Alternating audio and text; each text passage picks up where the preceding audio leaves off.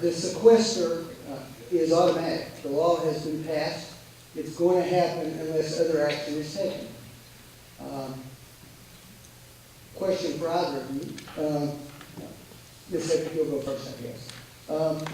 Are you saying that you support $1.2 trillion in tax increases, or some combination of tax increases and spending cuts? And for Congressman Fleischmann, are you saying that you will not support any tax increases unless you can have $1.2 trillion in spending cuts?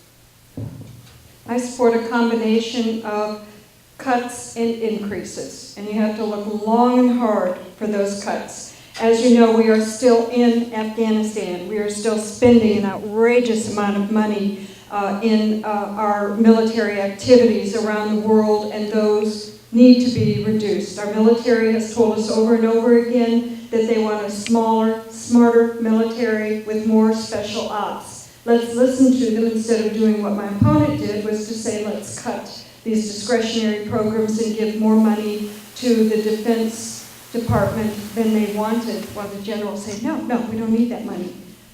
Let's look long and hard at our defense budget and stop paying cost plus, which is what we do in our subcontracts, and instead start looking periodically over and over again at those contracts and try to make sure that we get good value.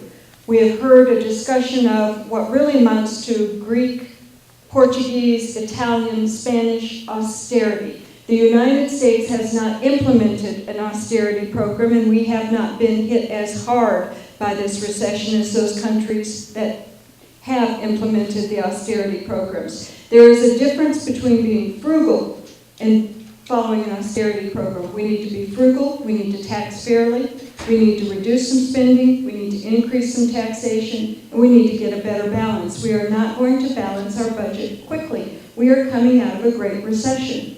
You don't pay for your house in the first year. So we have to do it gradually and not in a way that has further harm to the working families, either of Tennessee or our nation.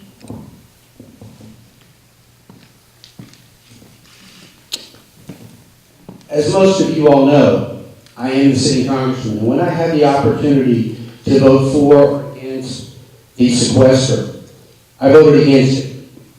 And the reason why is because that panel of 12, if they were to fail and not reach an agreement, and they did not, was going to allow cuts, as the way that the bill was set out, to fall on largely two areas.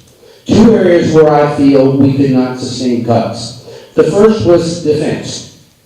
Now, Dr. Headrick, you and I disagree, but I will not tell the greatest fighting force the world has ever seen, and the men and women who defend our country, that I am going to cut them any further. We're spread too thin. It's a dangerous world. Just look at the Middle East. We need to bolster the United States Armed Forces, honor them, protect our veterans rights, and make sure that our men and women who are defending our country have the very best. I will not retreat from that.